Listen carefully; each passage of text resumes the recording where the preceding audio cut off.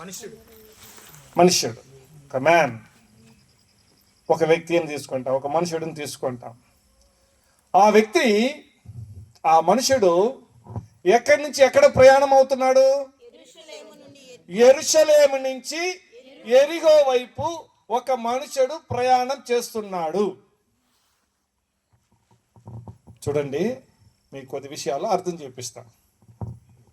యెరూషలేం అన్నది దాదాపు 2500 అడుగు ఎత్తులో ఉన్న ఒక పట్టణం. ఓకేనా? అక్కడి నుంచి యెరికో వైపు ఏం చేస్తున్నాడు? పోతున్నాడు. ఈ యెరికో అన్నది ఒక 800 అడుగుల ఉన్న ఒక చిన్న ఊరు అన్నమాట, ఒక పెద్ద పట్టణం. అక్కడి నుంచి ఏం చేస్తున్నారు? ఆ వ్యక్తి, మనిషి దిగేసి వస్తూ ఉన్నాడు. అది 2500 అడుగు పైన ఉంది, ఇది ఒక 800 అడుగులు ఉంది. ఎత్తైన స్థలము నుంచి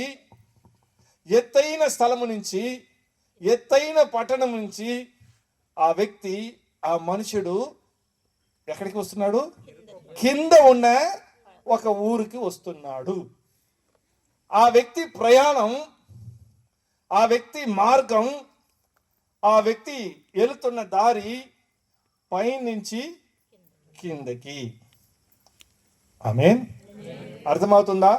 పైనుంచి కిందకి, టువర్డ్స్ డౌన్వర్డ్స్, కిందకి దిగుతున్నాడు. సైకిల్ తొక్కే వాళ్ళకి తెలుసు. సైకిల్ ఈ కాలంలో సైకిల్ ఎవరు తొక్కుతున్నారు? ఒక బండిలో 5 మంది వచ్చాము. ఎక్కడ సైకిల్ తొక్కేది? పాతకాలంలో సైకిలే కదా. సైకిల్ తొక్కినప్పుడు సమానంగా ఉన్నప్పుడు ప్రశాంతంగా తొక్కుతూ పోతుంటాడు క్యాండిడేట్. తర్వాత కొద్దిగా ఎత్తైన అనుకో, కష్టపడి ఏం చేస్తాడు? తొక్కుతాడు. మళ్ళా సైకిల్ నుంచి ఏమవుతాడు? దిగేసి సైకిల్న తోసుకొని పోతాడు. మళ్ళీ పైన ఎక్కి 2 కాళ్ళు ఆకాశంలో పెట్టుకొని పోతాడు సర్రని కిందకి. చూసారా? కింద పోయినప్పుడు ఏం కొడతారు? లాస్ట్లో 2 పల్టీ కొట్టేస్తాడు. పైకి ఎక్కినప్పుడు పల్టీ కొట్టి ఎవరన్నా చూసారా? ఎక్కువ కొట్టరు. సో కింద వెళ్ళే ప్రయాణం చాలా తేలిక ఉంటుంది, జాలిగా ఉంటుంది. హల్లెలూయా. పై నుంచి కిందకి వెళ్ళాలన్నప్పుడు చాలా తేలిక ఉంటుంది, జాలిగా ఉంటుంది, సంతోషంగా ఉంటుంది. కింద నుంచి పైకి వెళ్ళమంటే కొద్దిగా ఎట్లా ఉంటుంది? ఎట్లా? ఏం పైన పెట్టేశారు చర్చి, 2 మెట్లు ఎక్కా అంటే అవునా? వాస్తవం కాదా? పైన ఎక్కినప్పుడు ఆయాసం వస్తుంది, కష్టం వస్తుంది. పైనుంచి కింద వచ్చినప్పుడు చాలా ఈజీ ప్రయాణం. బస్సులో తిరుపతి కొండ ఎక్కాలంటే దానికి ఒక టైం ఉంటుంది, దిగినప్పుడు సగం టైమే ఉంటుంది, టక్ టక్ టక్ వచ్చేస్తారు.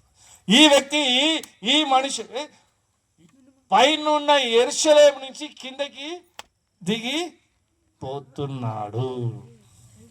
యెరూషలేం అంటే చాలా మాట ఉంది బైబిల్లో.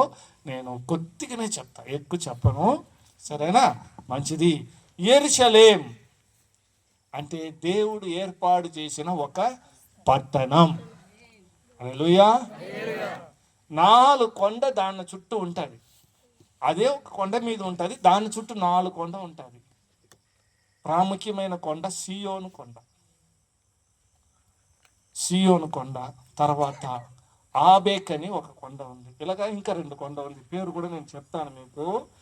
4 కొండ ఉంటుంది. ఒకటి సీయోను, ఒకటి అక్బరు, ఒకటి బేసేతు, ఒకటి ఆబేల్.